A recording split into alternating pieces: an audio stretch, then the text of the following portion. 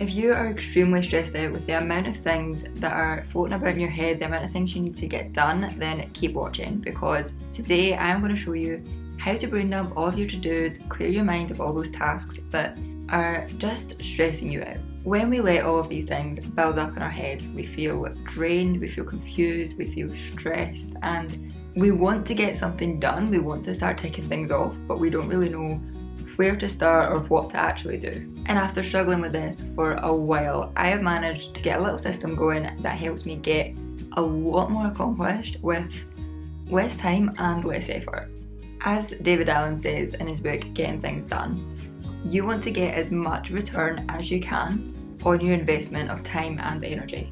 And yes, this video is heavily inspired by that book. So basically what we're trying to do here is get all of the stuff into your head into a manageable system, and that starts with capturing. You need to write down everything that you feel is incomplete. Absolutely everything that comes into your head. Whether you think it's important or not, write it down. And there's a few different ways that I personally do this.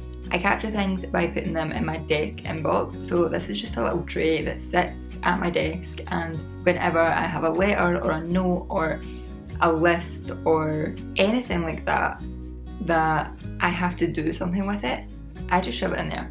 Literally just chuck it in there and I deal with it later. Another way I capture things is very similar, but the digital version of that. So I will put it in my inbox on things 3. This is especially helpful if I'm out somewhere or I just don't have a pen and paper to hand. I can just shove it in there and I know I'm not going to forget and I can deal with it later. And the last way I capture things is by writing a massive list of everything that comes to mind. I'll grab my notebook and a pen and I will just sit there and I will write until I cannot think of anything else. I'll walk around the house and see if there's anything that reminds me of something that needs done, or I might go through my emails and write down anything from there that needs to be done. And while I'm doing this, I'll also use a list of prompts to remind me of anything that I might need to do, and I'll leave that link in the description so you can use it as well. I go between 2, so I have one that's the one from Getting Things Done, and you can get that online. That's the one I'll leave linked down below, but I also sometimes use the one from Michelle B's ebook, Simplify. What's her ebook called? Is it 30 Days to Simplify?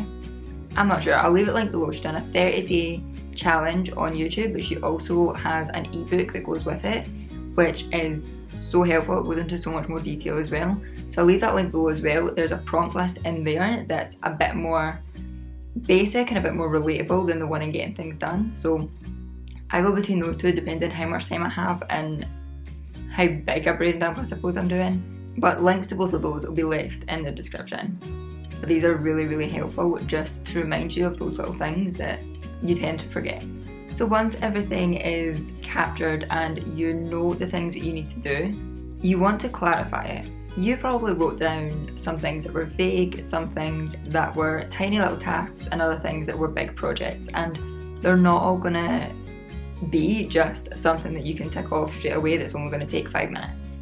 Some of them are gonna be bigger than others. So this is where you go through every single thing on the list and you write the next action step for it. Some of these, the next action step is just to kind of do it. If it's something like changing a light bulb, if you have the light bulb and you're in the house, you can just do it. Other things might be bigger projects, things you need to ask people about, things you need to wait for. There's gonna be a different kind of next action for a lot of different things. So look at each thing and think, what is the very next step? What is the very next action that has to be done? So to give you a couple of examples from my list, I want to hang some fairy lights around my window in my living room. But my next action for that is to untangle the fairy lights, which is going to take a while. But that is my next action. I have to do that before I can actually hang them up. Another example is I want to get a food waste bin. Now that I've moved house, I don't have one and I'd like to get one. So my next action for that is to email the council who will provide one for me.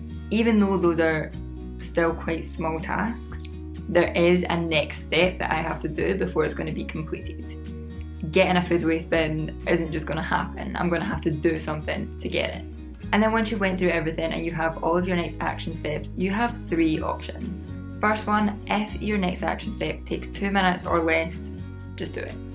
Just do it right now, get it done. If it's going to take basically more time to write it on another list, you're as well just getting it done. Your second option, if it takes more than 2 minutes and someone else would be better to do that job, or someone else needs to do that job, delegate it to them, send them a message about it, make sure that's kind of organised for them to do it, and then leave them to do it.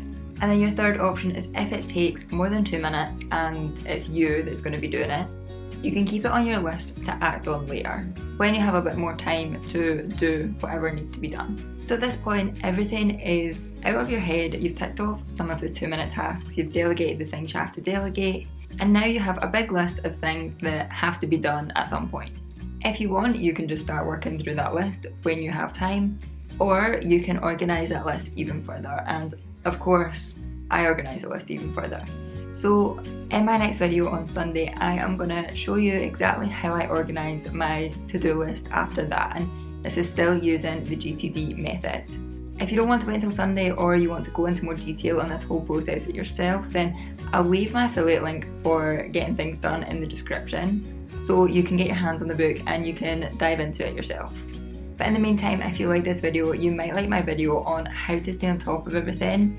That video is more about how I keep on top of important documents, how I keep them organised, and a kind of life binder so I don't lose important things, which is proven to be even more important now that I have a flat and I'm a responsible adult. So I'll leave that link on the screen so you can watch that next. But other than that, thank you for watching, and I'll see you in Sunday's video.